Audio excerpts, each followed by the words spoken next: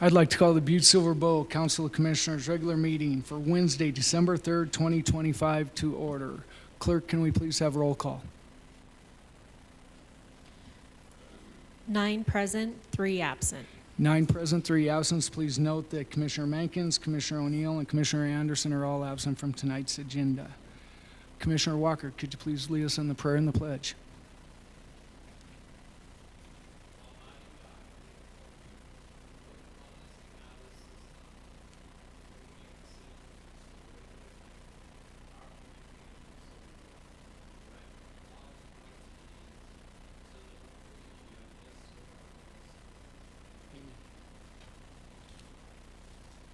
Pledge allegiance to the flag of the United States of America and to the republic for which it stands, one nation, under God, indivisible, with liberty and justice for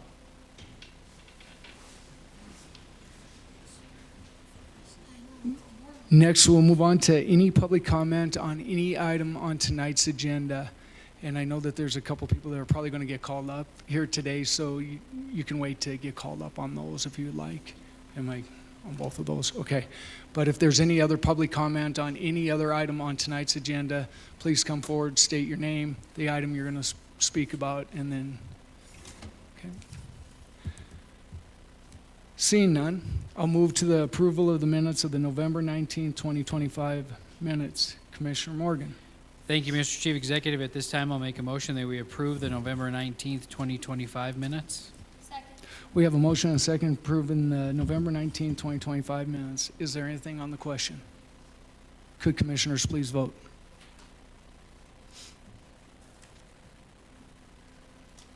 And would anyone like to change their vote? Clerk, please record the vote.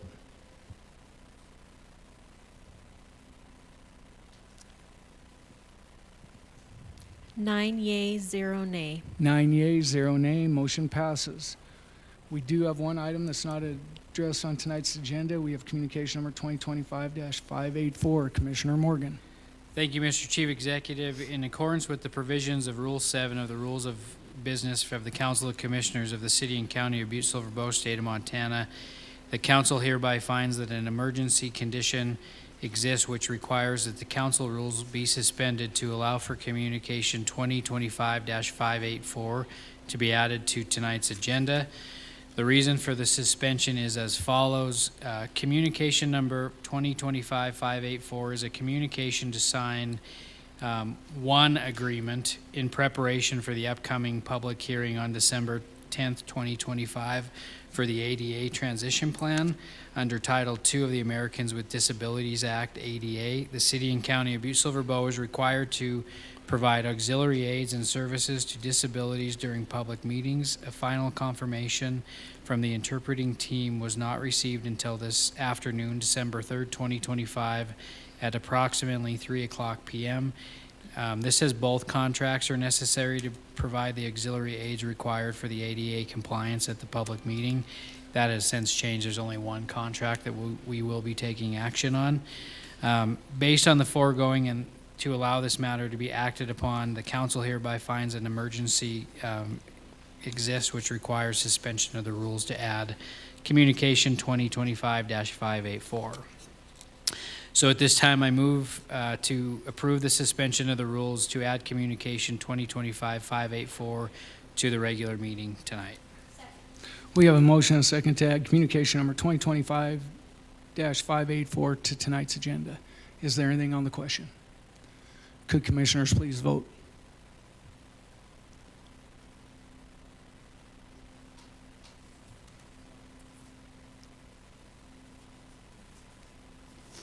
And would anyone like to change their vote? Clerk, please record the vote. 9 yea, 0 nay. 9 yeas, 0 nay. Motion passes. Next, moving on to the Chief Executive's report. Today, I was able to proudly be a part of our local heroes ceremony that was held at the Knights of Columbus. The 12 individuals that were recognized for their service to the community were Nova Barch, Cheryl Frederick, Mike Lawson, Jocelyn Dodge, Jim Calloy, Shani Bailey, Susie McLaren, Dina Hamry, Callie Parr, Mike Mangan, Larry Driscoll, and our very own Bill Melvin.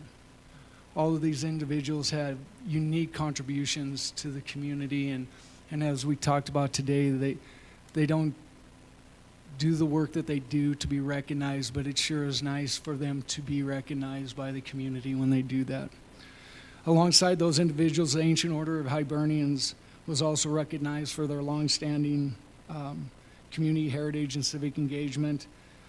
Their contributions reminded us of Butte's strength and the heritage of the Irish people in our community. So I just want to congratulate all of those that were recognized today at the local Heroes Dinner. And I want to thank KBOW, Ron Davis, Father Patrick Beretta, the Montana Standard, as they and Stephanie Serini from the Chamber, as they kind of brought this to the forefront during COVID. You know, that the people that went out and go above and beyond in our community and recognizing those. So, and it's continued on. They thought it was going to be a one-year deal, and every year there's always deserving people, and they take nominations. So next year is if you recognize somebody in the community that really goes above and beyond and is not being recognized for what they do, I encourage you to do that. I also wanted to kind of talk about some of the things about, you know, I know there's a lot of conversations about the data center and Sabey Data Center and you know, the oversight and community impact. And I want to highlight the positive and proactive work our local government is undertaking regarding the potential Sabey Data Center project. This development represents a significant opportunity for Butte, and we're approaching it with diligence, transparency, and community focus. Extensive research and collaboration. Our local government is conducting in-depth studies and impacts to the local community, particularly around energy use and sustainability. We're working closely with Montana Tech and Bob Morris, the Lance Energy Chair at Montana Tech, to ensure that every decision is informed by expertise and long-term vision. The environmental impact, we're diligently examining the environmental impacts and the footprint of the proposed site. These include careful study of noise level, light requirements, and overall land use impacts to ensure that the project aligns with community standards and environmental stewardship. There's talk about the water requirements of the data center being carefully evaluated. Importantly, local government will own and oversee any water contract, ensuring accountability and community benefit. The Silver Lake water system will be the source of water and is an industrial water source for this project. The Sabey Data Center will be a paying customer, covering full cost of its water usage. This arrangement protects local resources while supporting economic growth. And the community benefits. By managing contracts locally, ensuring responsible resource use, we're safeguarding Butte's interests while welcoming innovation and investment. This project has potential to bring jobs, infrastructure improvements, and new opportunities, all while maintaining our commitment to sustainability. And I know that some of our commissioners have been invited to go out and visit the Sabey site in Quincy, and my understanding is that that's been moved to potentially in January. And I also understand that some of our commissioners have reservations about going under that, and I want to respect everybody's, you know, views about that. I think that it's important for all of us of how we think about that. And I want to be clear that I respect everyone's views, and at the same time I want to commend the commissioners that want to go out and take that trip. As government officials, we're asked important questions about the facility being proposed in our community. I cannot think of a better way to gain understanding than to see firsthand how such a data center operates. A site visit provides valuable insight into the scale, infrastructure, community impacts of the project, and it ensures that our decisions are grounded in direct experience rather than assumptions. And then I also kind of want to address a lot of the things that are being put out there on social media, and it's bothersome to me about things that are happening. And I know sometimes we're questioned about ethics of local government, employees, and officials. I can, without reservation, state that I know all of the people working as directors, managers, supervisors, and elected officials are doing their absolute best for the community of Butte-Silver. Their dedication, professionalism, and integrity are the foundation of our local government, and I'm proud to stand with all of them, whether we have differing opinions or not. And that's one of the things I just hope that we can continue to move in that direction. We're not always going to agree on everything that we do up here, and we're not always going to come to the same conclusions or same thoughts. But I'm bothered by some of the things that are being said in the community, and it's not fair. I know in my position I'm going to take a lot of those, and that's part of running for a position like this. And as elected officials, sometimes we do that. But people that are dedicated to doing the work every day and getting really kind of thrown under the bus, I just want to hope that everybody reminds those people that we have dedicated servants within our community. And so with that, I'm going to close out the Chief Executive's report and move on to Section 1, the consent agenda, A, 1 through 4, and B, 1 through, I should have looked at the number, 1 through 9. Are there any friendly amendments and/or segregations? Commissioner Morgan. Thank you, Mr. Chief Executive. I have a couple friendly amendments. First, number 4, Communication 2025-578. The caption reads that there is a 3 to 4 cubic yard wheel loader. That should be skip loader for the road department. It's okay for it to be the water department, am I correct? For the road department, okay. For the road department. Road department, okay. And then number 6, a friendly amendment, Communication 2025-580 reads that it's for a new skip loader. That should be the 3 to 4 cubic yard wheel loader, and that one's for the water department. The contracts on both communications do reference the correct material being purchased, but the captions are just incorrect. And then on segregations, I would like to segregate out of the Committee of the Whole meeting report, number 8, 25-542.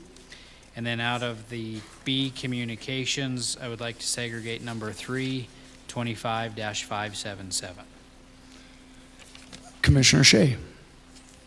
Thank you, Mr. Chief Executive. I'd like to segregate item number 7, communication number 2025-581. Thank you.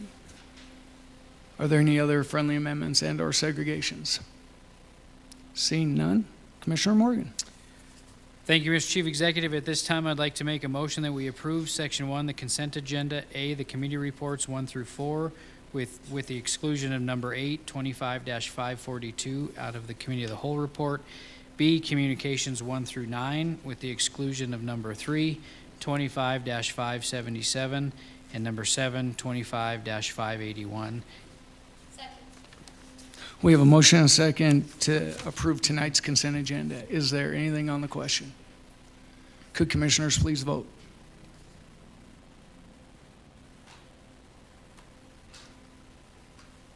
And would anyone like to change their vote? Clerk, please record the vote. 9 yeas, 0 nay. 9 yeas, 0 nay, motion passes.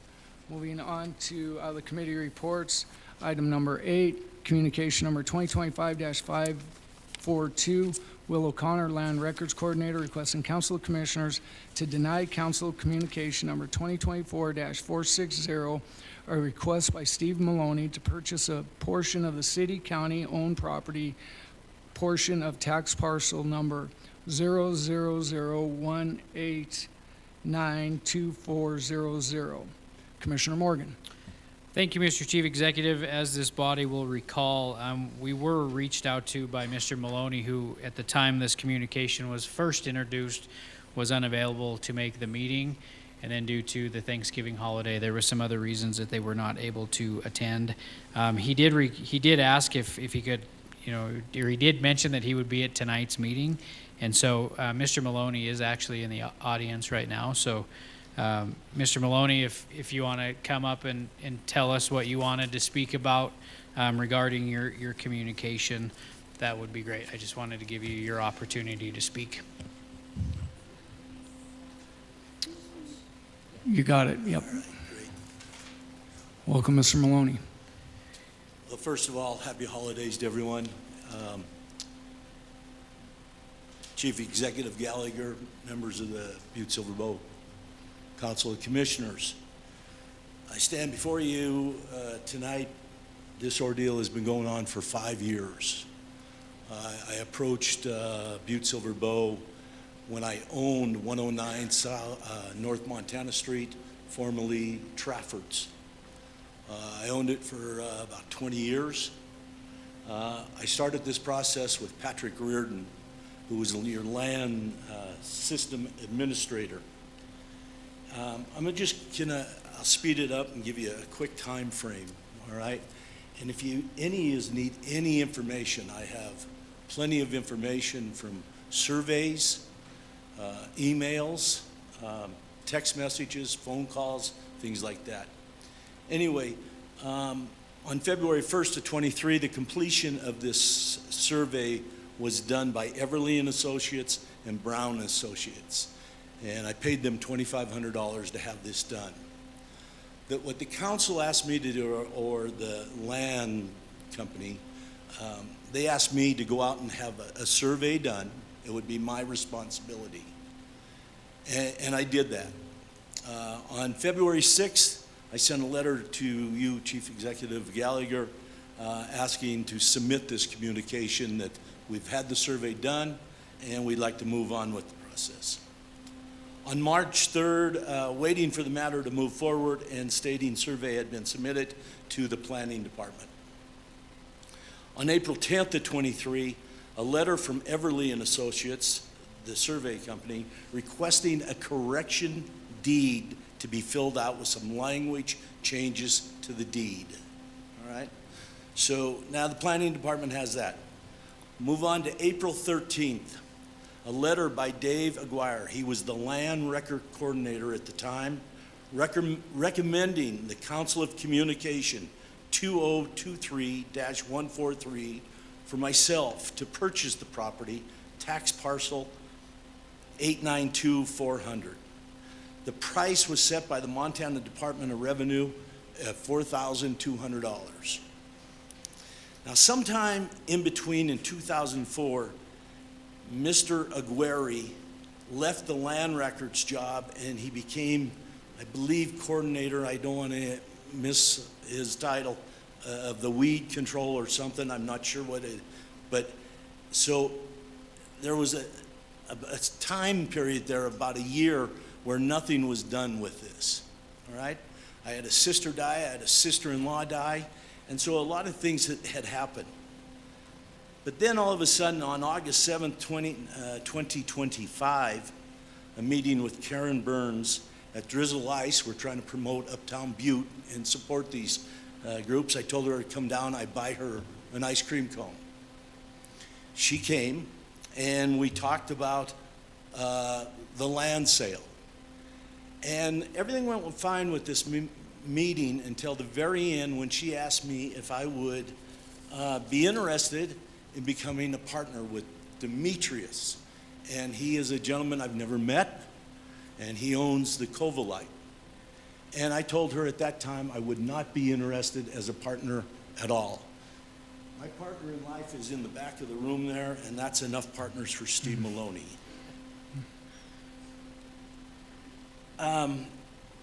August 22nd, the ball started moving really quick now.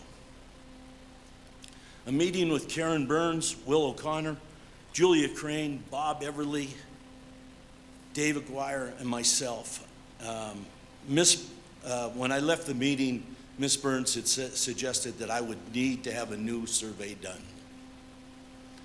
Now, talking to Mr. Everly, the survey is fine. October 31st, I get a letter from Will O'Connor to me, which denied the Council of Communication for Steve Maloney to purchase the property tax parcel. This order came from the Land Sales Committee that took place on October 14th. Now you're going to hear from Mr. O'Connor that there was errors in the survey, and there were errors in the survey. So I'll just read one thing that he said in the letter denying me the sale. Through the surveying process, certain errors in ownership unrelated to Butte-Silver Bow were discovered, and the process was not completed. So if I could I just pass one of these out to you? It will simply, this is from Mr. Everly. His writing is on the document.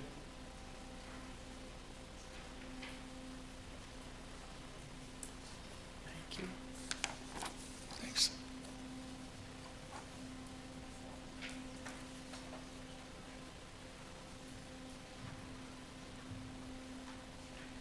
So if we're looking at it, we're looking at the piece of property is number 22. All right? Now in that letter from Mr. O'Connor, and I'm not here, folks, to point blame at anybody. Ms. Burns, Mr. O'Connor, Mr. Aguirre, or any is. What I'm trying to do is fight for something I've been fighting for 5 years. This property has sat for 50 years untouched. When I was a kid, I used to pack my papers and fold my papers in the Montana Hotel. I know the area, I just want to clean it up. There is a beautiful memorial in there, but for Alma Higgins. There, in the back of it, there were some street people living in there. We just need to clean it up, and that was the idea. So as you can see in that handout that I gave you, where he says there's no certain, what did it say? Certain errors in the ownership unrelated to Butte-Silver Bow ownership were discovered. Unrelated to Butte-Silver Bow. Folks, if you look at the First Baptist Church thing, and then you look at the area conflict in section number 11, that's where the problem arose. Now I said, well, to Everly, should I just buy this land? He told me I would not buy that land if you're not going to own it all, because something has to be done with that deed. And apparently it is something, when Butte-Silver Bow tore down the Montana Hotel, they gave an easement or something that's went on with the survey, and that's what's caused the problem. And that's where I stand today. So, what's the solution here? I don't own the building anymore, but I still want the property, all right? If you don't want to sell the property to me, and Ms. Burns or somebody else has another idea to do it with the Covalite or whatever, I'll honor your judgment. Refund me my $2,500 back, the money I invested in this deal. And like I say, if you need any more information, folks, I appreciate your time. Do you have any questions for me? Thank you, Mr. Maloney. Do any commissioners have any questions? Commissioner Callahan. Thank you, Chief Executive Gallagher. Thanks, Steve, for making it here. We appreciate it. We know I you. really appreciate it. I'm sorry for being so late and delayed. It was tricky getting back to Butte, Montana. We understand. I guess my first question is, why were you asked to partner with the guy from the Covalite if he wasn't the one that wanted to buy it to start with? Dan, I can't answer that question. I guess maybe Ms. Yeah, Burns could ask that? I would say. It was the first I heard of it, and ever since then, that's when the ball started rolling. Okay. Thank you, Chief Executive Gallagher, Commissioner Callahan, members of council. I was approached by the owners of the Covalite Theater to buy that property as well. And at the time that I suggested that maybe there could be some sort of partnership because they had a need for some of that property for their outside deck area. But I did tell the owners of the Covalite Theater, Demetrius Vassas, that we had an active interest in that property by Mr. Maloney. And he said, is there any way we could partner? And I said, well, I will broach that subject with Mr. Maloney, and that's what I did. There was nothing else behind that at all, that they just had an interest in buying the property as well. Mr. Maloney hadn't moved forward with the sale for all of the reasons that he just explained. And so I thought I would ask if he was interested in a partnership. Thank you. Thank you, Director Burns. Follow-up, Commissioner Callahan. I guess this one could be for Mr. O'Connor.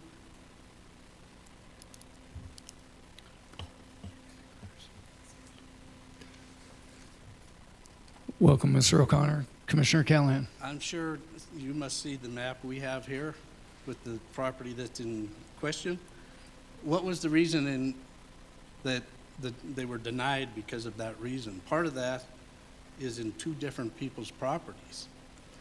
I mean, the Trafford catering place and the First Baptist Church, it looks to me like that's partially on their property as well, right? Commissioner Callahan, Mr. O'Connor. I don't think there you go. It's, you didn't get it again. There you go. Chief Executive Gallagher, Commissioner Callahan, members of council. Yeah, that area of conflict was between the two parcels, but it was done when Mr. Riggs bought the First Baptist Church, and there was an error in the legal description that Mr. Everly found during that deed. So it was nothing to do with Butte-Silver Bows. Butte-Silver Bows still owns that, but there was just an area of conflict from the deed going west instead of east in one direction in the meets and bounds.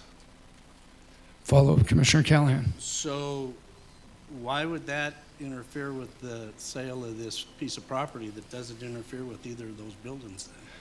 Commissioner Callahan, Mr. O'Connor. Chief Executive Gallagher, Commissioner Callahan. It did not interfere with it, and Mr. Maloney could have filed the survey at the time when he still owned the building on 109 Montana with that area of conflict, but as he said, he didn't feel comfortable doing that, and the survey was a boundary adjustment from the parking lot with that 109 North Montana, making it one whole lot, which that survey no longer can be used because Mr. Maloney doesn't own 109 Montana.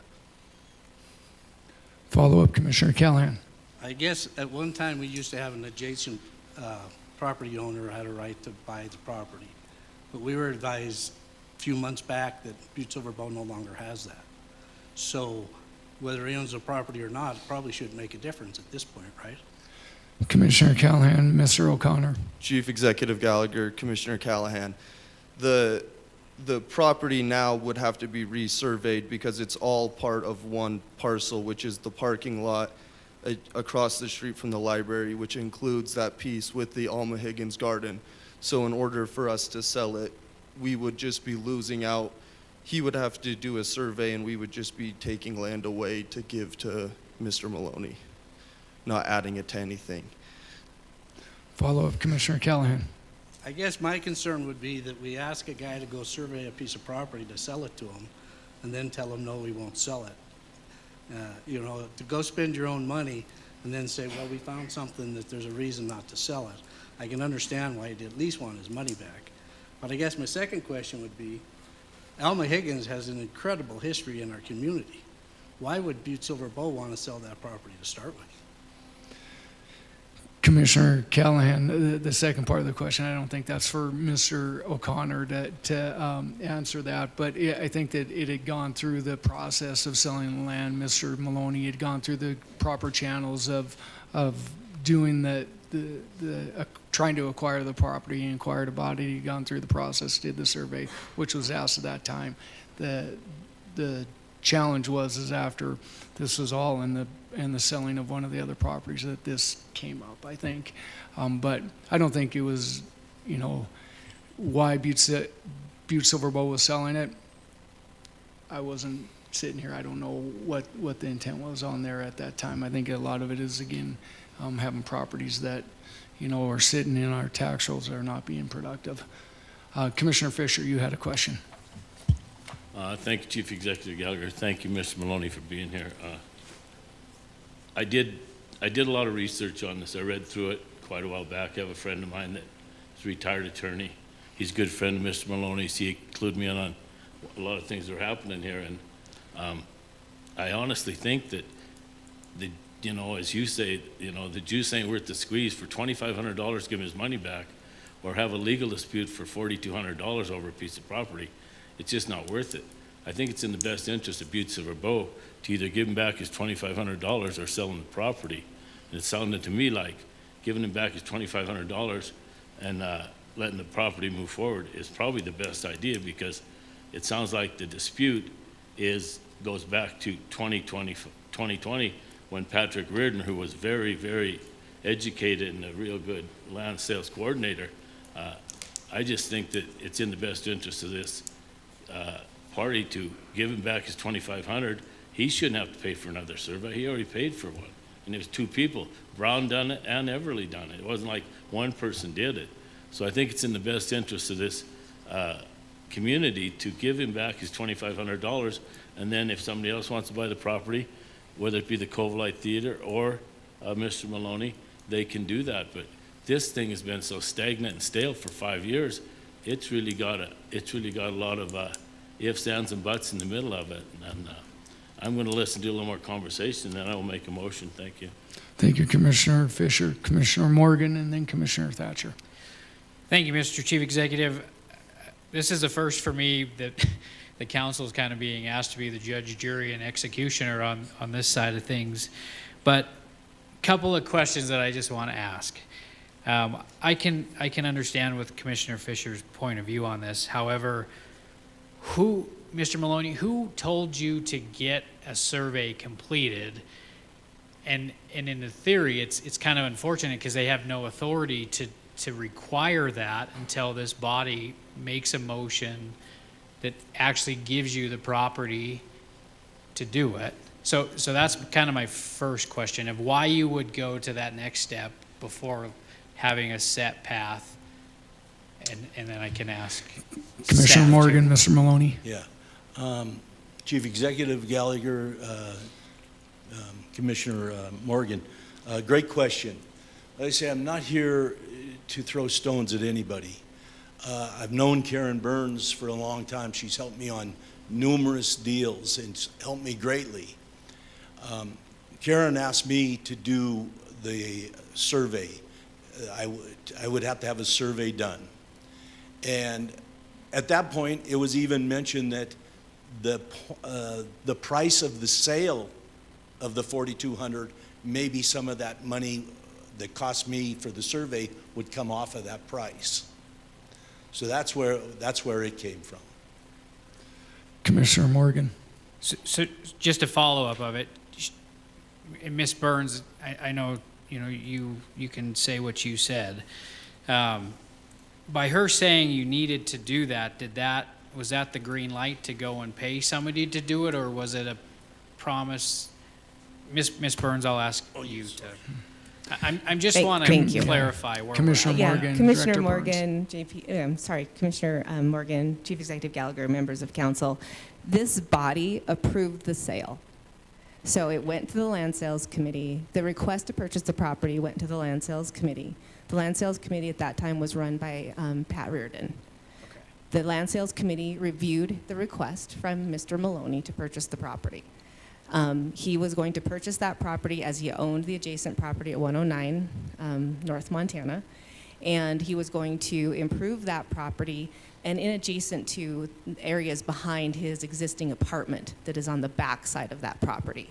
And so he presented that to the Land Sales Committee. The Land Sales Committee voted to sell him the property, made that recommendation to this body. This body approved that recommendation. So it wasn't Karen Burns saying, hey, go get a survey. Everything looks great.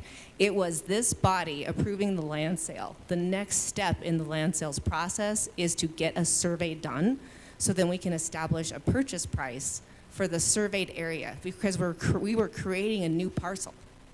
We didn't want to sell them our whole parking lot, in between, across from the library. So a new parcel had to be created, and that new parcel then would be assigned a value.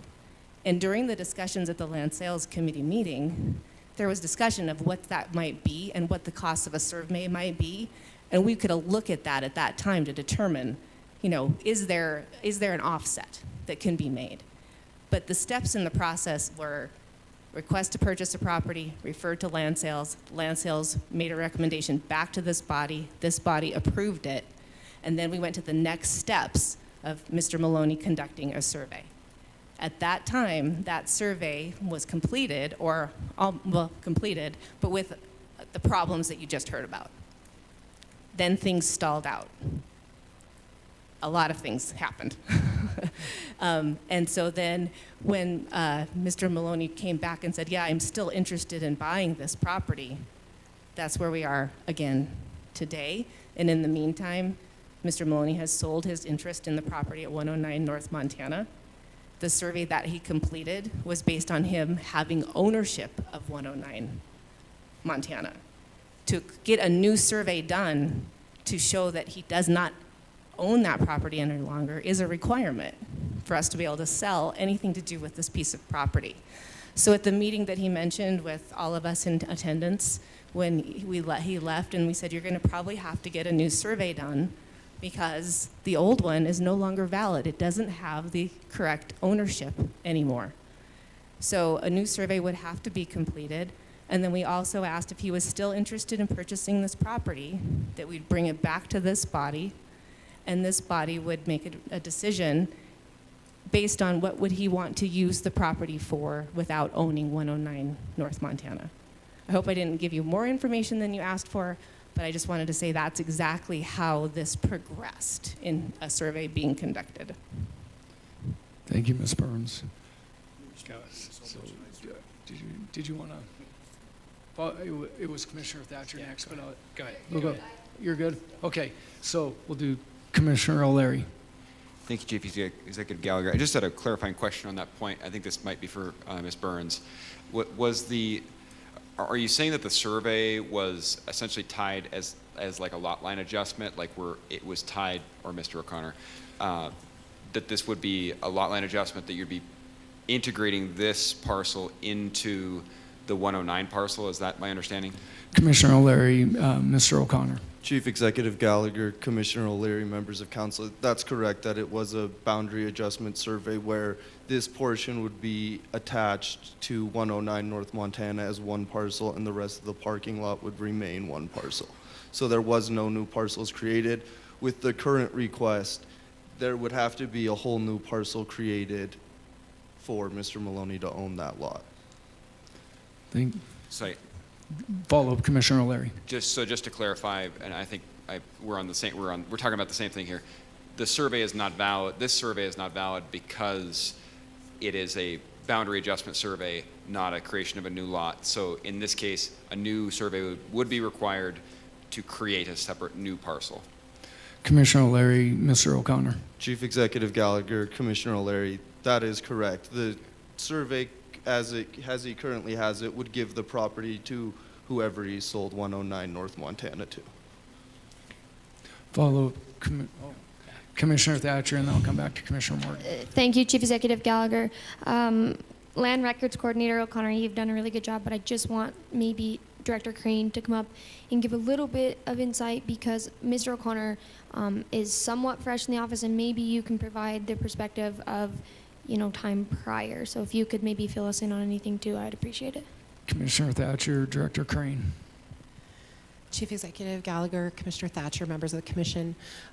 One thing that I would like to clarify is that if we were to proceed with this sale, as Karen described, that is as accurate as a portrait of what happened. I was not in my role prior to this. I was not functioning in the planning department in 2020 when this was initiated, and I was not party to this in 2023 until October of that year when I assumed my position, my current position. The proposal that was placed before this body was a boundary adjustment survey that would incorporate that Alma Higgins Garden portion into the property for the Traffords building, which was 109 North Montana Street. To proceed with a sale at this point, I just want to be clear that there would be likely two surveys that would be required. One, a retracement survey, reestablishing the lots that exist within that parking lot where the Montana Hotel once stood. And then we would have to do a boundary adjustment on those lots in order to change their location so that we can create a parcel. And we would be doing that as an exemption under Montana statute, rather than subdividing the parking lot to provide this piece of property.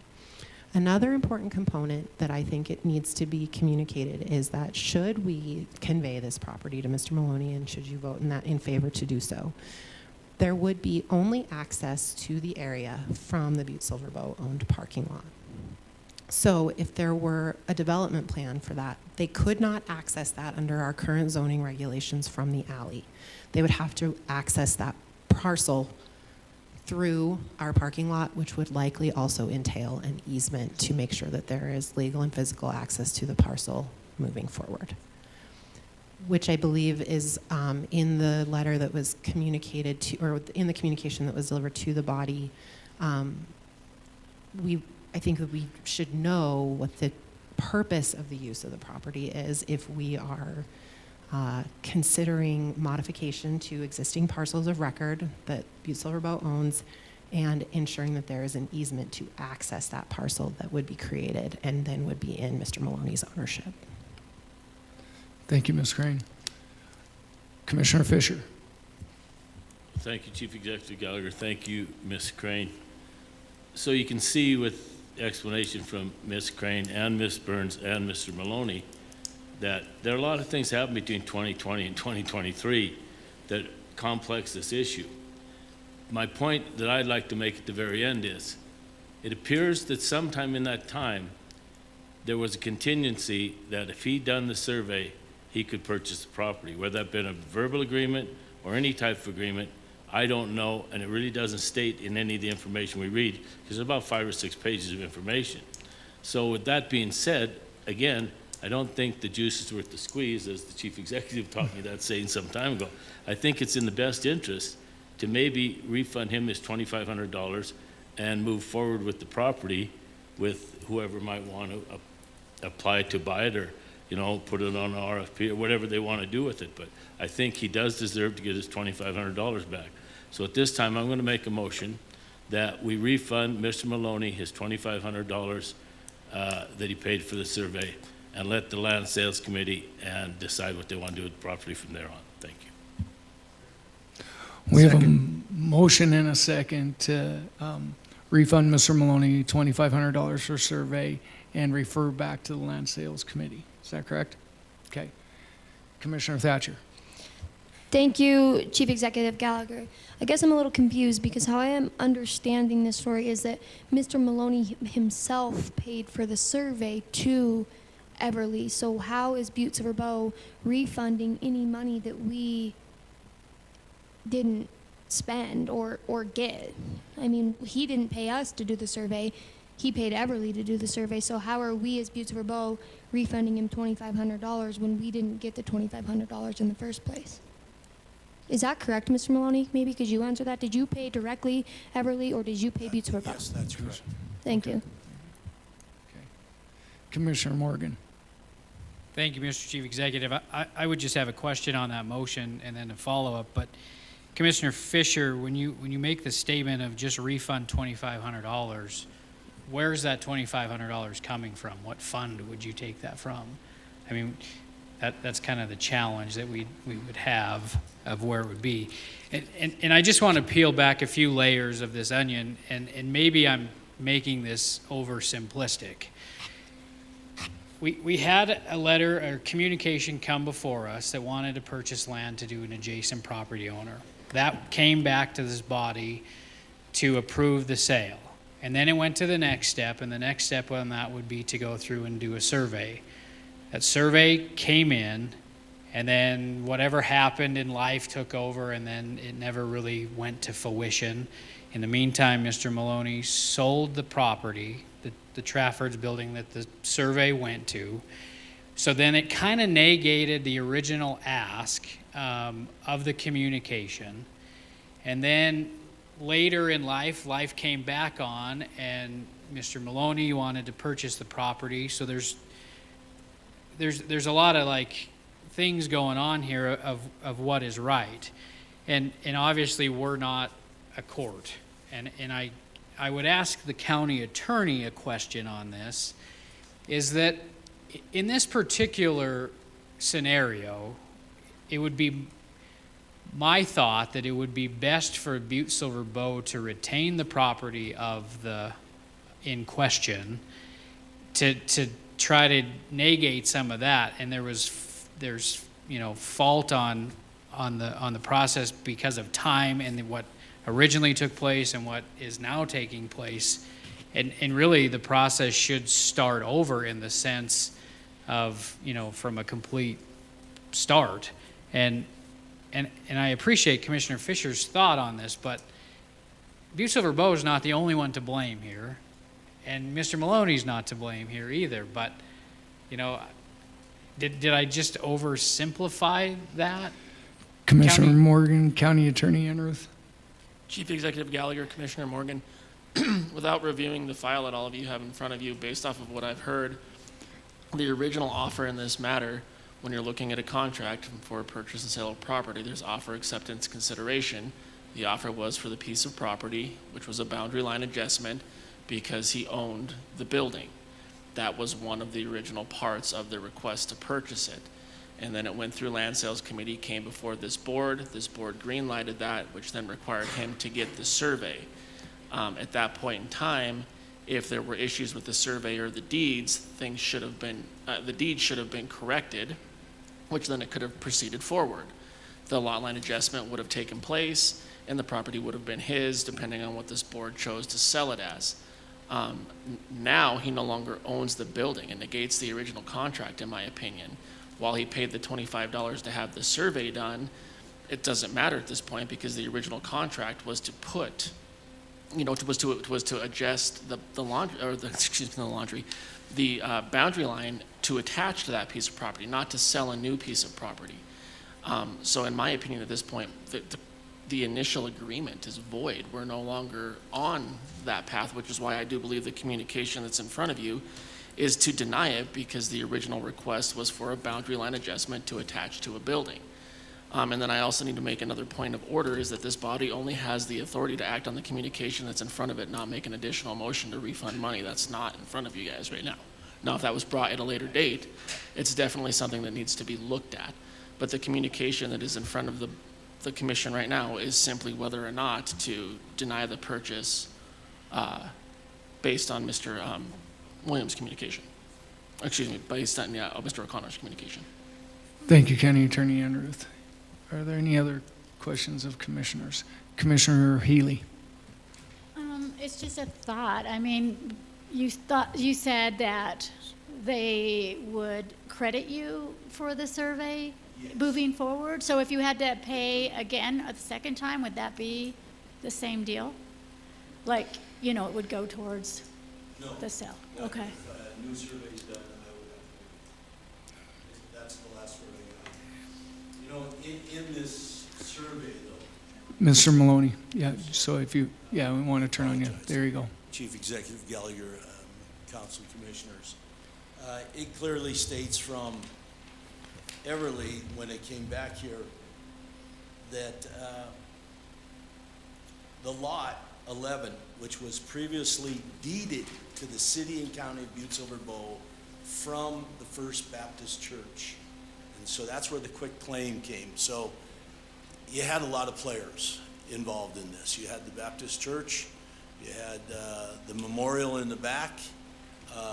Still, they asked me to go and get a survey, and I did. I did it in a timely manner, and we tried to follow up with numerous things. The survey is a thing that concerns me, why it's no good. Talking to Mr. Everly, he claims, if you looked at that map, the only part that is in question, 22, is all. It's just that little section that is in question to the survey, to that lot. The 4 hubs are there. Now, there are 2 language things that need to be changed, and one was easterly and one was westerly. He claims the survey is still good. Thank you, Mr. Maloney. Commissioner Fisher and then Commissioner Morgan. Thank you, Chief Executive Gallagher. Once again, I realize that the county didn't get the $2,500. I realize that. But the thing about it is it worth the fight to go through? We made an agreement. This council passed it. Some weren't even on this council then. We passed it. We gave them the green light. You do a survey, we're going to sell you the property. He done the survey. We're not selling the property. I mean, I understand the legal aspects, you know, it could be a fight, but you can't even open a courtroom for $2,500. I mean, and where are we going to get the money? Whoever buys this property, we can take it off of that, because this property is going to sell, apparently. A couple of people want it. Sounds like the Covalite wants it, and Mr. Maloney might still want it, you know, and if he does, the $2,500 comes into play again. But the thing about it is, and I hate to use it, is it worth the fight for $2,500 after 5 years? 5 years. Somebody messed up. And we went through a lot of different people there. And it's no fault to anyone's, and I don't think anyone's to blame, but, you know, we, the council, approved it, you know, and we said, get the survey, we gave him the green light to buy it, and he don't get to buy it now, so I'm standing by my motion. Thank you. Thank you, Commissioner Fisher. Commissioner Morgan. Thank you, Mr. Chief Executive. I wasn't on the council at the time of the acceptance of it. Yes, we did approve it, but the parameters have changed since that approval. And so with all that being said, I'm going to make a substitute motion that we deny, or we can concur with communication 2025-542 in place on file. We have a motion and a second to concur and place on file communication number 2025-542.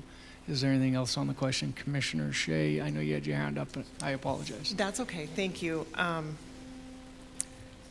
There's obviously a legal reason why, if the boundary adjustment could no longer be done because Mr. Maloney didn't own any of those adjacent properties, that there would be, I believe, and I'm sure there's a legal reason, and maybe somebody that, you know, does this for a living can tell me, there must be a statute. Is there a statute that would require a new survey based on the changing of the situation where he no longer owns the property that's next to the property that was initially wanting to be purchased? Maybe Ms. Crane or Yeah. Commissioner Mr. Shea, Edwards? I believe Ms. Crane maybe could answer that question. Director Crane. Chief Executive Gallagher, Commissioner Shea, members of the council. A boundary adjustment survey essentially takes one parcel that exists. So look at the computer in front of you. That is your parcel. And you want to absorb the piece of paper next to it. You can move the lines and incorporate that in. If you do not have the original parcel, you can't move lines. So now that there is no adjacent property in his ownership, we cannot move lines expeditiously the way that it would have been allowed at this point initially. So a new survey would need to be done to retrace the existing parcels that we have there, or the lots, to reestablish them because they're part of a bigger parcel.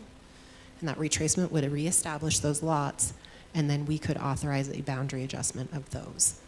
That is the only way I see forward, because we do not have the option of a boundary adjustment.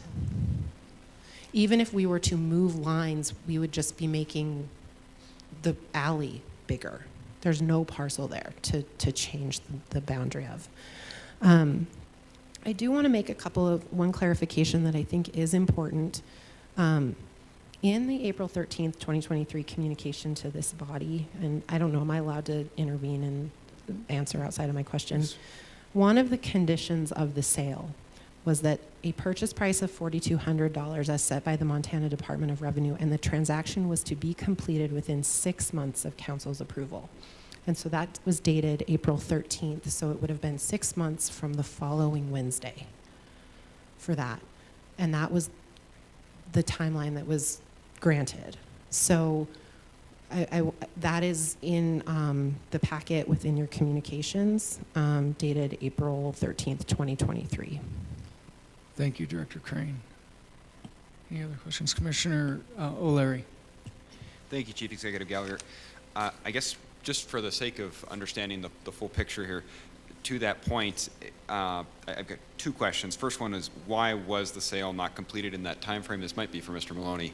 Why was it not completed in that time frame? And then the second question is, since you've sold the parcel at 109, 109 North Montana, what is your interest in the parcel at this point? Commissioner O'Leary, Mr. Maloney. Chief Executive Gallagher, Council Commissioners. What is my interest in the property? My main interest was to build a garage. That was it. I have property on that alley, on both the west side and the east side of that alley, for snow removal, yard work, things like that. The deal with Karen, we discussed about, wasn't a deal, was we were going to clean up the Alma Memorial. We were going to fix that up with the Butte Gardeners Club. We had some street people in behind Trafford's and the Baptist church, and we just wanted to clean it up. Now, another thing is that it's an access, a lot of the ladies that work for the school district, they use that as a walkway. So that's what we were going to do. We were going to build a staircase up to the alley because they didn't want to walk all the way around Broadway and up Montana Street. So that was the one issue. To answer your first part of that question, Mr. O'Leary, what was that? It was, why was there an issue with the time frame, and why didn't you exercise the purchase within that 6 months? Yeah, great question. The time frame was, like I have all the paperwork, we tried to keep involved with it to move forward with it. We contacted Kimball Pipes, who owns the Baptist church, right? They had that quick claim deed on that property when they gave it, or they gave it to the county when you put the parking lot in. No one came back. Mr. Aguirre never followed up on it. All those documents went to them. They needed to make the adjustment of that quick claim deed. Those are the reasons. Thank you, Mr. Maloney. Any follow-up, Commissioner O'Leary? If I could follow, Yeah. one last thing about that. You know, I've bought and sold some property in my life, but what I couldn't understand is I'm buying a piece of property from Butte-Silver, and I had to go get a survey. If I ever sold the property, I had to have the title and the survey already done. So I could never understand why I even had to have the survey done. Thank you, Mr. Maloney. Did you have a follow-up, Commissioner O'Leary? Thank you, Chief Executive. I guess to the first question again, maybe I didn't make my question very clear, but I'm wondering, at this moment in time, since you don't own 109 North Montana Street, you know, what is your interest in owning the property now? Does that make sense? Commissioner O'Leary, Mr. Maloney. Yeah, Chief Executive Gallagher, Commissioners, yes, it is to build that garage. I heard Mrs. Crane say that the entrance has to go off that. I thought I could have entrance off of the alley. So that was the reason. Thank you, Mr. Maloney. Follow-up, Commissioner O'Leary. Thank you, Chief Executive. If I heard the planning director correctly, our ordinance does not allow primary access for a parcel off of the alley. If that was the case, would that change your interest in the property? If you were unable to build a garage on that parcel that was accessible from the alley? Commissioner O'Leary, Mr. Maloney. Chief Executive Gallagher and Commissioners, yes, it would. I would like to think that one block down the alley is they just put a garage in there.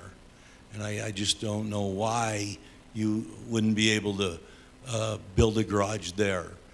There used to be a printing business that was on Granite Street, and all those employees used to park right behind Trafford's. And what they started to do, if you'll ever look at it, he started bringing in truckloads of dirt in there and started dumping the dirt so his employees could park in there. And once I caught him doing that, I said, you just can't be dumping the dirt in there. So there are a lot of things we just wanted to clean it up. And now that I'm not there, I want to use it to build something to store a lot of things. Thank you, Mr. Maloney. Does that answer your question, Mr. O'Leary? Any other questions? So we'll go to the motion, and that is to concur and place on file communication number 2025-542. Is there anything else on the question? Could commissioners please vote?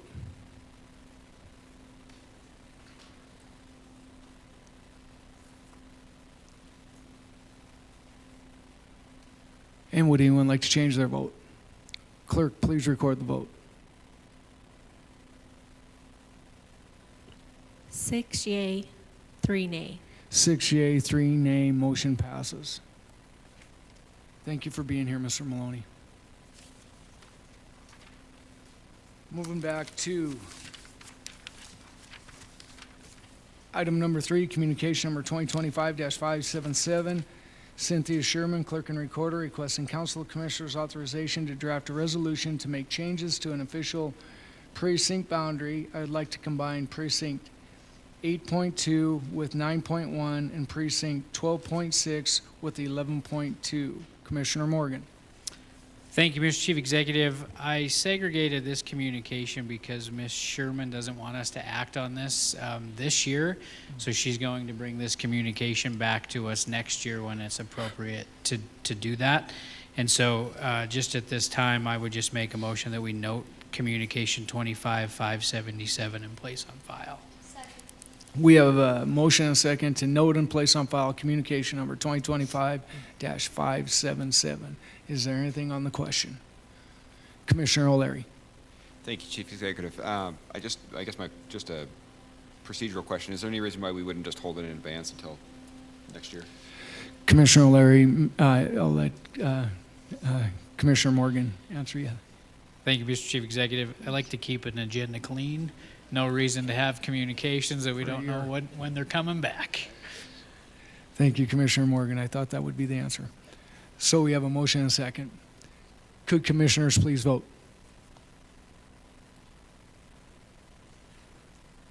And would anyone like to change their vote? Clerk, please record the vote.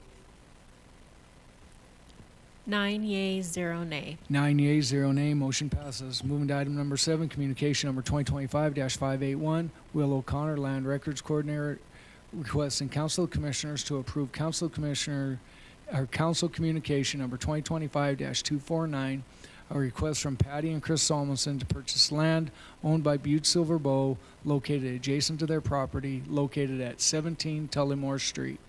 Commissioner Morgan. Oh, Commissioner Shea, sorry.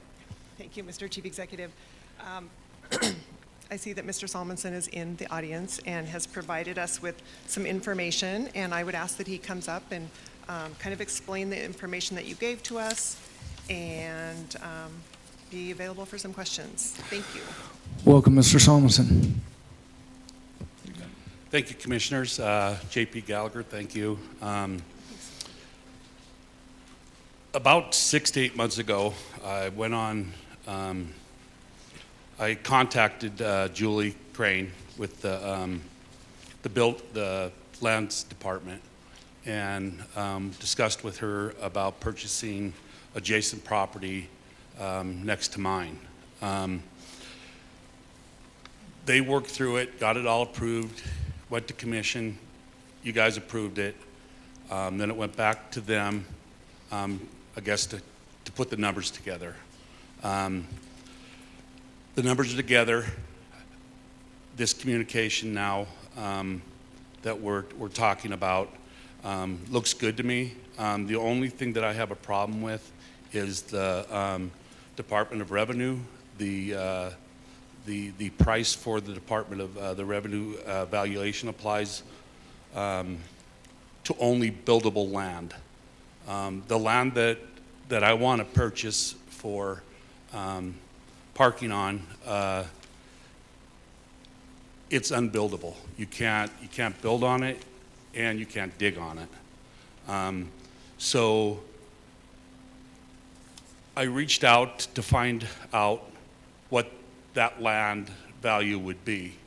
Talked to Will, and Will told me that there really hasn't been a lot of Superfund sales of parcels, and that he couldn't really get me a number.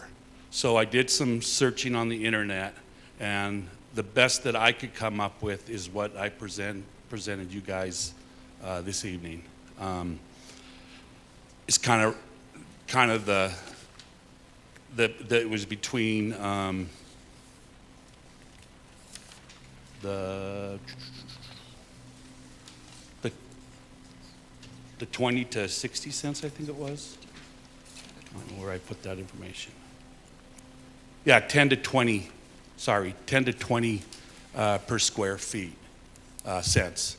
I'm asking that the council review that and see if we can get to some number, because the current number is at like a little over, it's at $32,080, and I also will have to pay for the survey, which is between $3,000 to $6,000.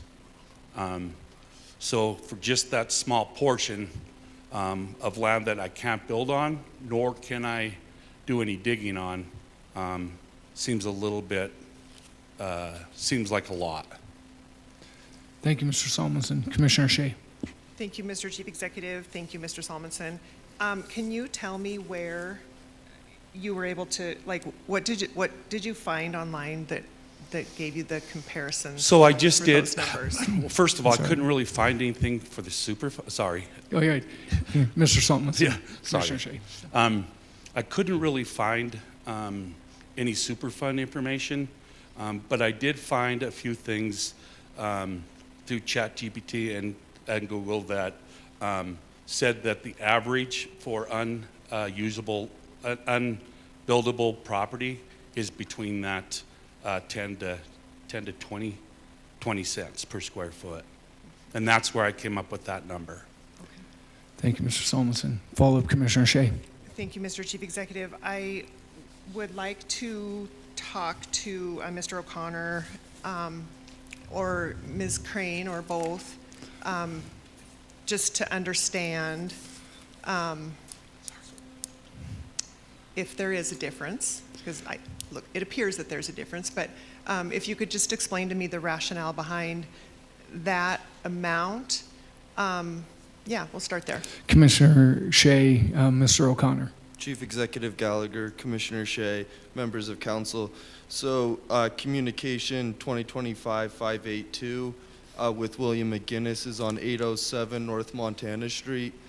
That's one block above Tullamore Street, so it's right in the exact same area. It also is going through Superfund reclamation right now. So the Land Sales Committee used the exact same valuation on both properties because they're in the exact same area with Superfund as well. So we didn't feel comfortable saying Mr. McGinnis should pay $17,000, the Department of Revenue's valuation, and the Salmonsons should pay something different. Thank you, Mr. O'Connor. Commissioner Shea. Thank you, Mr. O'Connor. Is the McGinnis property unbuildable? Commissioner Shea, Mr. O'Connor. Chief Executive Gallagher, Commissioner Shea, there would have to be a survey done on that property for Mr. McGinnis because it's already in a platted subdivision. So those non-buildable areas are not noted like they are in the Tullamore subdivision. Just point of order on that. Commissioner Morgan, go ahead. We can't bring in that other communication, We have to. It's germane. But that's not what's before us. That's not what is part of this communication. So I would just ask that questions be directed for this communication and not bring in another one. Okay. Thank you, Commissioner Morgan. Commissioner Shea. Okay.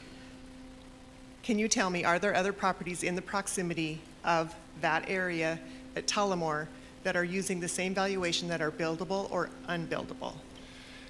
Commissioner Shea, Mr. O'Connor. Chief Executive Gallagher, Commissioner Shea, there is no real properties like that because all the unbuildable properties in the area are mostly owned by Butte-Silver Bow. Thank you, Mr. O'Connor. Commissioner Morgan. Thank you, Mr. Chief Executive.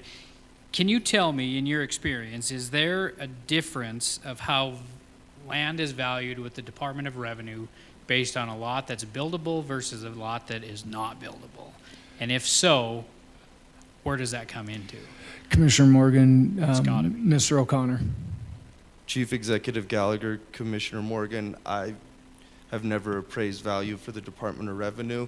I know there's differences for the grazing and agriculture and stuff like that, but I don't know if the Department of Revenue even knows what parcels are buildable and non-buildable in Butte-Silver Bow. Follow-up, Commissioner Morgan. Ms. Crane, would you happen to know the answer on that? Commissioner Morgan, Director Crane.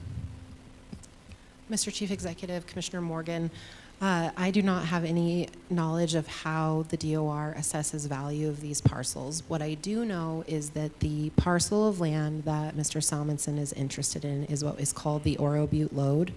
It is in Missoula Gulch. It is a breeze site. It is an impacted Superfund site. It is capped, which means that there cannot be a breach to its cap. There are certain restrictions that are imperative there. And that is to maintain the sufficiency of the remedy and ensure that there is no stormwater runoff that could contaminate the stormwater system or ultimately Silverbow Creek.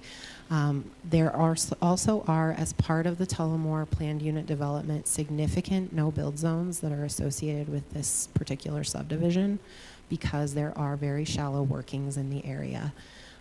Making sure that you are set back from those, that you do not penetrate the cap, that you are not going deeper that might encounter those workings is certainly a constraint. We do not have an appraiser on our team to appraise value, so we don't see the distinction there. The analysis that was performed by the Land Sales Committee looked at these two properties that are within 1,000 feet of one another. One is adjacent to what was formerly an old rail bed, which is impacted by waste as well. In fact, we know that that particular parcel, although I'm not bringing it up for this one, was set to be remedied because of contamination that was identified on that parcel. But because the Oro Butte Lode is so large, it is a significantly large, I think it's 32 acres. I might be misspeaking. I couldn't pull, it's 10 acres. So he would be proposing to absorb 5,000 square feet of that 10 acres into his property. So it's very difficult to assess a value on a piece of Butte Reclamation Evaluation System Superfund impacted land of an acreage that is fairly uncommon in the uptown area. Well, very common in the uptown area, but uncommon as a developed parcel. So, Thank you, Director Crane. Commissioner Callahan. Thank you, Chief Executive Gallagher. I guess I got another question for you, Ms. Crane. I'll be the first one to say we don't want to disrupt reclaimed land. I mean, obviously, he doesn't want to disrupt reclaimed land. The problem is if we sell it to him, and right now, reclaimed land has vegetation to keep the soils where they're at and whatever. Once you start parking on it and the soils get eroded, then the land starts eroding. Is there going to be some kind of standards that we have to meet if we sell it to them that, you know, to make sure this doesn't happen? And then I guess number two question was, the whole Tullamore subdivision is in a breezeway. And they have done multiple buildings on that piece of property. Can you explain the difference, please? Commissioner Callahan, Director Crane. thank you, Chief Executive Gallagher, Commissioner Callahan, members of the council. Yes, the Tullamore was a really innovative approach to redeveloping mining impacted property. I believe, I think you have this survey that was prepared as part of that planned unit development where that no-build zone is depicted. Due to my experience, I know that there are shafts and hazards within 100 feet of that location that are fairly close to surface. So the reason that the subdivision has sort of that unconventional dart northwest is because they were trying to take advantage of the landscape and developing the property, but also avoiding certain hazards that you would find in a yard. And that's also why some yards are very large and others might be very small. It's to make accommodations for those things. In terms of protectiveness, there are two types of caps that are on the Butte Hill. There is a vegetated and an engineered cap. The vegetative caps are vegetation that have certain, I guess, striations of cover from a soil perspective, and then grasses that are holding those soils in place. But we have many examples across the Butte Hill of engineered caps where the same dirt matrix is in place, but then we will gravel the top to avoid causing erosion deeper into that cap. So there are mechanisms in place to keep it protective. What we're really focusing on here is whether or not it can be constructed, but avoiding penetration and not putting weight and building up. Thank you, Director Crane. Commissioner Fisher and then Commissioner O'Leary. Thank you, Chief Executive Gallagher. I hope I'm not out of line on this. Chairman Morgan can correct me if I am, but it appears we're having a lot of issues with land sales, things. Last week it was the development center over there. Today we had Mr. Maloney up here. We got two on tonight's agenda that are approved, but the prices are too high and stuff. It looks to me like we've got some thinking to do somewhere in some departments. We got to fix some stuff because an acre of land, square foot, is 43,560 square feet in an acre. We sell an acre of land in the Tiffin for $2,000. He wants to buy a 5,000 square feet up here for $32,000. We sold a building over there for $450,000. That's a lot less than both.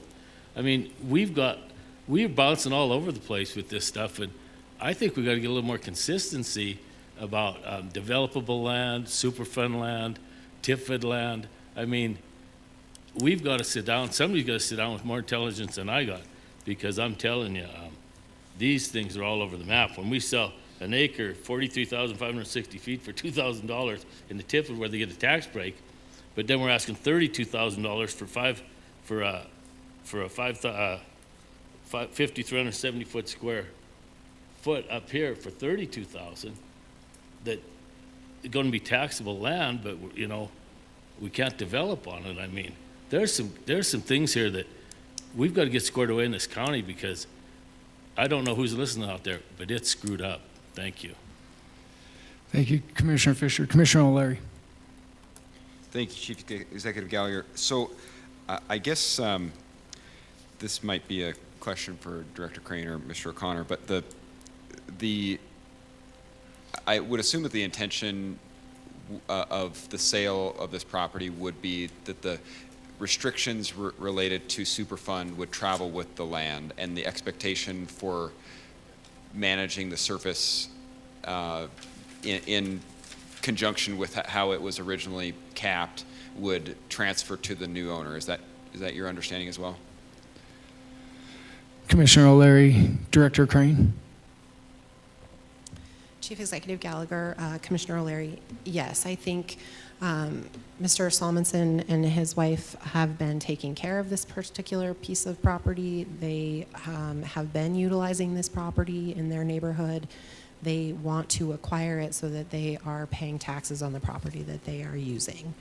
I think that within the deeds for the properties within the Tullamore subdivision, there are significant covenants and restrictions about how they can use their land.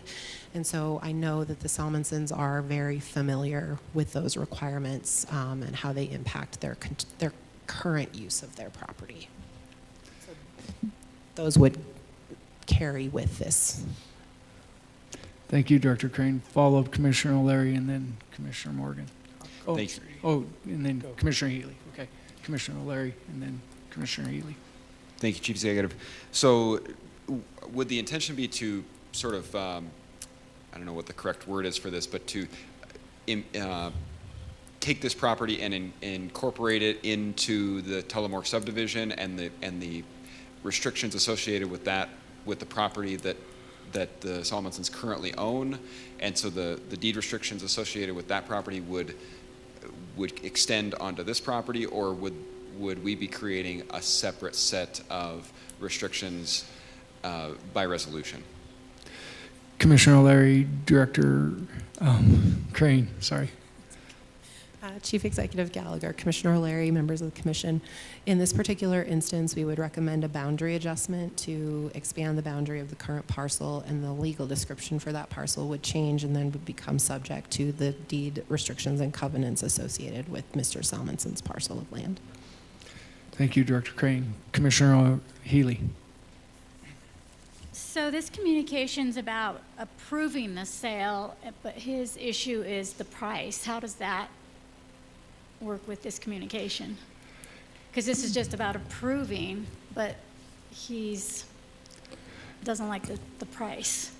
Commissioner, what do we have to do? yeah, Is it- Commissioner Healy, if you approved the sale, I think you would, I'm not positive, I think we would have to change, it would have to be denied, because it's for the approved price is what I would, So we would have to deny and it. so I don't know if that's what's being asked. Yeah, that is basically what I'm saying. If we approve it, then he has to pay the money, but he doesn't want to pay that much money. So we'd have to deny it. I would say that's Commissioner Shea. Thank you, Mr. Chief It could be Executive. amended. Oh, sorry. No, you're good. Oh, I'm in line, okay. I just get so excited when I get to turn my mic on. County Attorney Enruth, this sale can be amended on the floor, or would we be better to send this back to land sales if the council so chose to ask them to sharpen their pencil? Commissioner Shea, County Attorney Enruth. Chief Executive Gallagher, Commissioner Shea, I would recommend sending it back to land sales rather than making a motion on the floor. That's particularly because that's their job. Commissioner Shea. Thank you. I would make a motion to send this communication 2025-581 back to land sales and ask them to take into consideration all of the information that we've talked about tonight.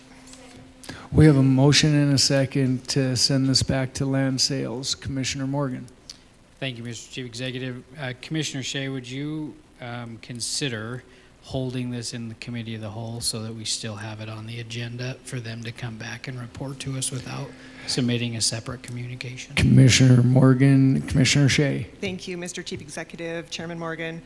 Yes, I would like to amend my motion that we refer this back to land sales for them to sharpen their pencil and hold in the committee of the whole. Okay. So, and G, are you good with that second? Hold in your second. Okay. So the motion is to refer back to land sales, but hold it in the committee of the whole. Okay. Commissioner Callahan. Thank you, Chief Executive Gallagher. I would just like that Ms. Crane acted like she wanted to make a comment. Could she come up and? Okay. Commissioner Callahan, Director Crane. Chief Executive Gallagher, Commissioner Callahan, did you have a question for me, or I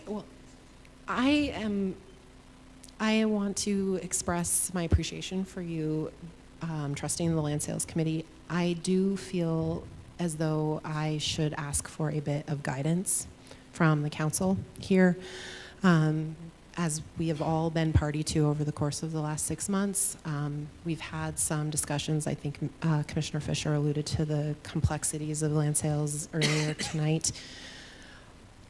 If we do not use the Department of Revenue assessed value, I don't know how to approach this.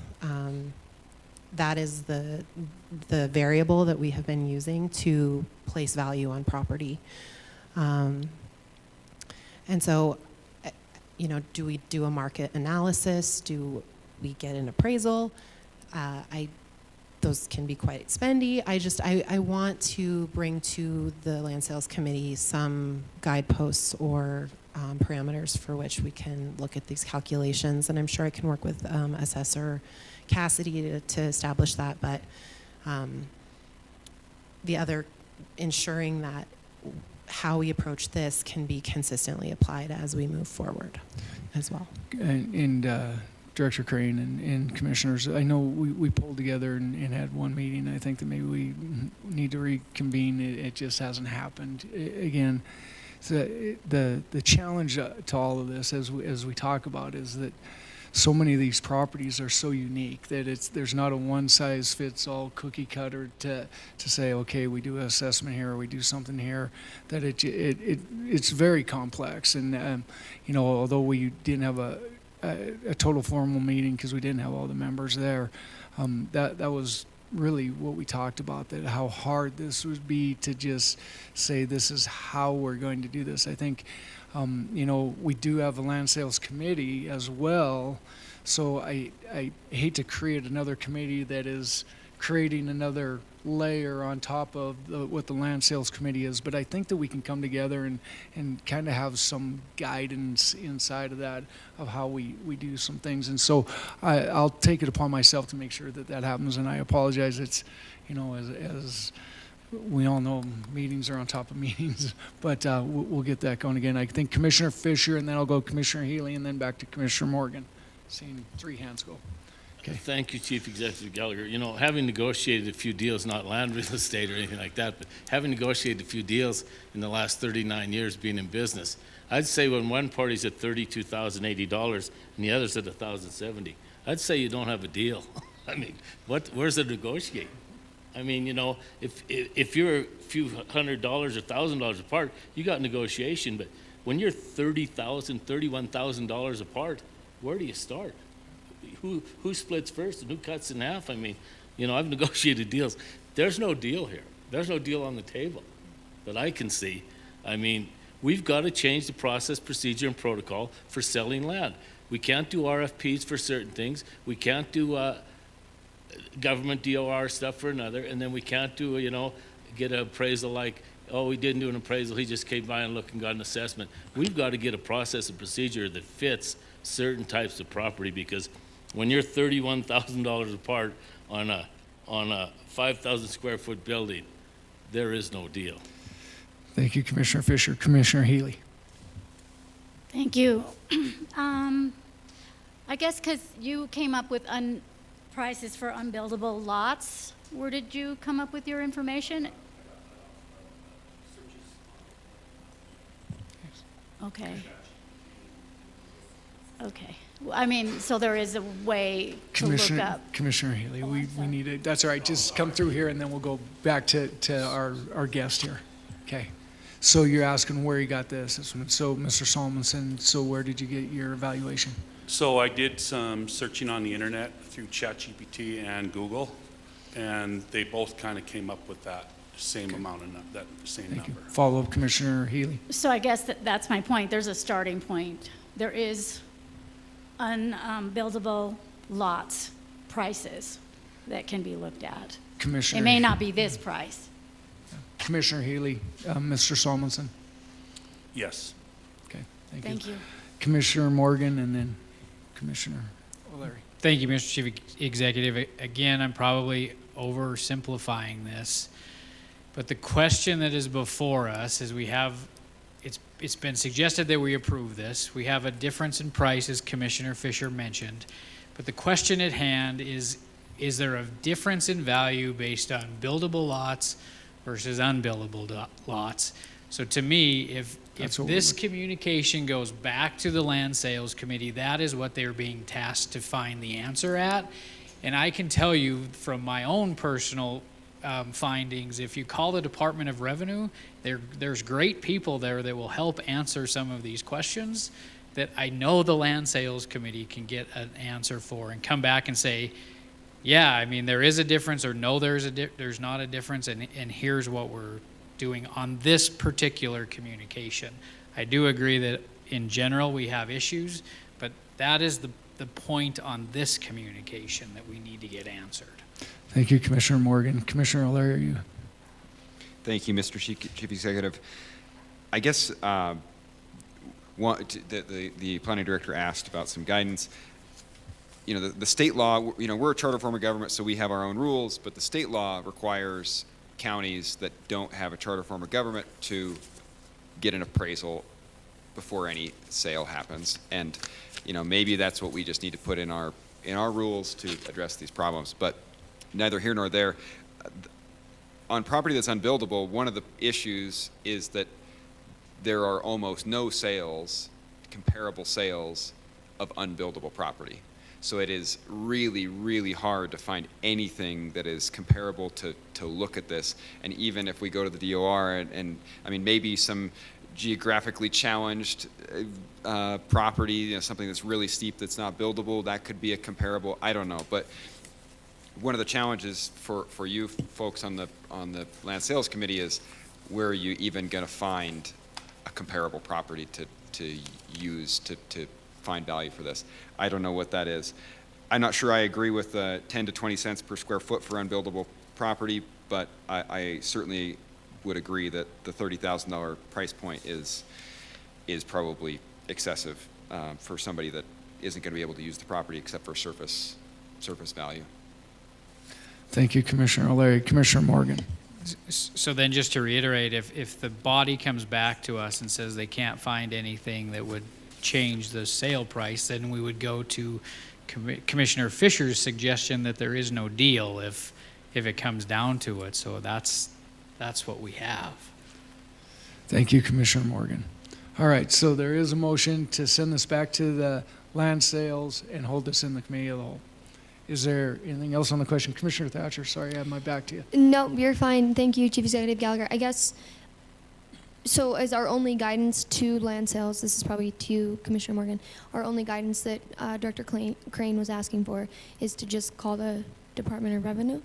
Is that our only guidance to them? Because I'm a little confused too. Thank you. Commissioner Thatcher, and I know Commissioner Morgan may also, I think it's to look for avenues that may give some comparables, whether it's Department of Revenue or if there's other sources out there that could possibly do that. I think the Land Sales Committee could do some other research if need be in this. So that would be my guidance to them. But Commissioner Morgan. Thank you, Commissioner or Chief Executive Gallagher. My recommendation is they have a half hour, 45 minutes worth of testimony that they can listen to, that they can use to see what the best path for them to move forward would be. My suggestion was to maybe start at the DOR, but I by no means am saying that is their only option. So Thank you, Commissioner Morgan. All right, we have a motion on the floor. Could commissioners please vote?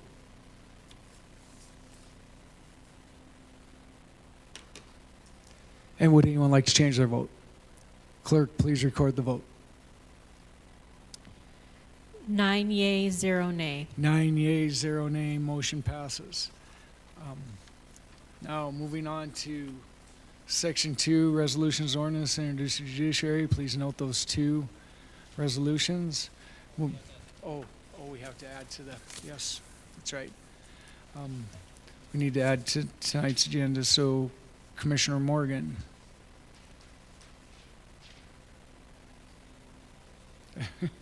Got lots of fingers too.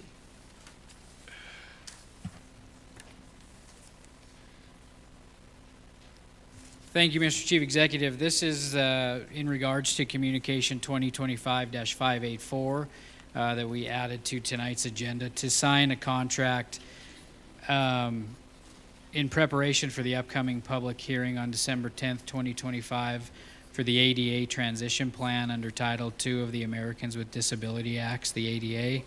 The City, County of Butte-Silver Bow is required to provide auxiliary aids and services to ensure effective communication for the individuals with disabilities during the public meetings.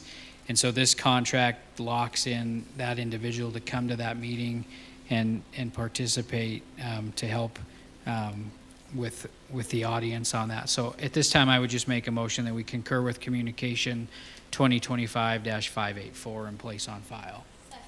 We have a motion and a second to concur and place on file Communication number 2025-584. Is there anything on the question? Commissioner Fisher. Thank you, Chief Executive. Only question I have is when I flipped through this kind of quickly as we got it tonight, I I see the interpreter and them are coming from Dillon. There must not be anybody in Butte that can do that. And they're getting paid 70 cents a mile to come here, plus $65 an hour, $75 an hour, $85, plus $20 an hour overtime and stuff. Is this a contract that somebody has reviewed, checked out? Commissioner Fisher and Mr. Olez is not here to speak to that today, but he did talk to us about it. So the challenge that we have, he's been out looking. There are no interpreters here in Butte that we could get under contract with. When trying to get this, he's been diligently trying to find an interpreter to get them locked in, so we didn't have to end up in this situation having a emergency suspension to put this on tonight. Both of them originally required a contract before they would come. Then we were later communicated with one of them wouldn't require a contract, but this gives us an option. So if one isn't available, the other one is, and so it's a requirement of the ADA transition plan to have this, and so we're required to have it. And so, to your question, yeah, there's nobody available here in town, and so it's going to cost us some money. Commissioner Haley. And how long is the contract for this individual? It is just for that night as when they do the transition plan here. We're required during that meeting to have them available. Okay, thank you. So we have a motion and a second. Is there anything else on the question? Could commissioners please vote?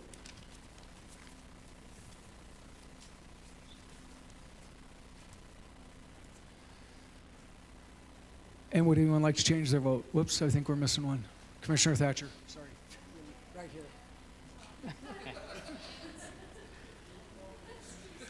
And would anyone like to change their vote?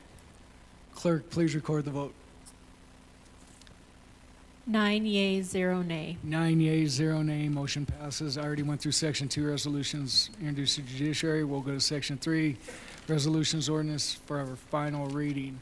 We have 4 of those tonight. First one is number 1, resolution number 2025-63. Clerk, please read the caption. A resolution amending the budget during the fiscal year after conducting a public hearing at a regularly scheduled meeting of the Council of Commissioners in accordance with Section 7-6-4006 MCA, appropriating unanticipated revenue from Federal Emergency Management Agency, FEMA, assistance to firefighters grant to be used to purchase self-contained breathing apparatus, SCBA, for the Butte-Silver Fire Department and providing for an effective date herein. Commissioner Morgan.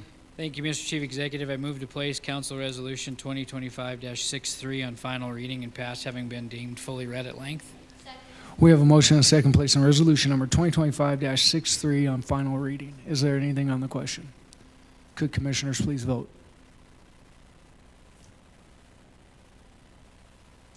And would anyone like to change their vote? Clerk, please record the vote. 9 yeas, 0 nay. 9 yeas, 0 nay. Motion passes. Moving on to item number 2, resolution number 2025-66. Clerk, please read the caption.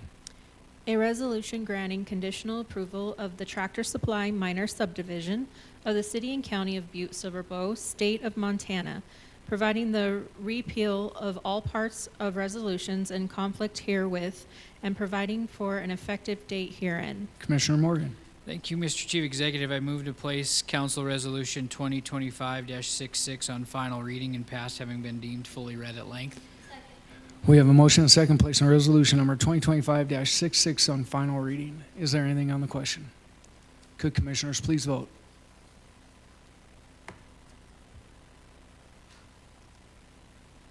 And would anyone like to change their vote? Clerk, please record the vote. 9 yea, 0 nay. 9 yeas, 0 nay. Motion passes. Moving on to item number 3, resolution number 2025-68. Clerk, please read the caption.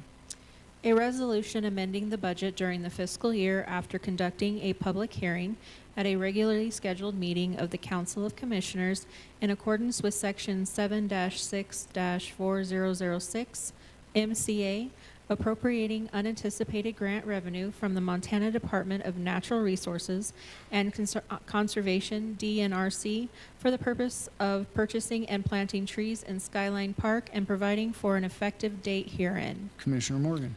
Thank you, Mr. Chief Executive. I move to place Council Resolution 2025-68 on final reading and passed, having been deemed fully read at length. We have a motion and a second placing resolution number 2025-68 on final reading. Is there anything on the question? Could commissioners please vote? And would anyone like to change their vote? Clerk, please record the vote. 9 yea, 0 nay. 9 yeas, 0 nay, motion passes. Moving on to item number 4, resolution number 2025-69. Clerk, please read the caption. A resolution authorizing the sole source purchase of Sulzer parts from Falcon Environmental for the City County of Butte-Silver Bow Metro Sewer Division and providing for an effective date herein. Commissioner Morgan. Thank you, Mr. Chief Executive. At this time, I'd like to ask that we hold The for vote Commissioner until Commissioner Walker comes back. We'll just take a pause. I don't think we need to take a break. We'll just give a few seconds here, a minute to hold.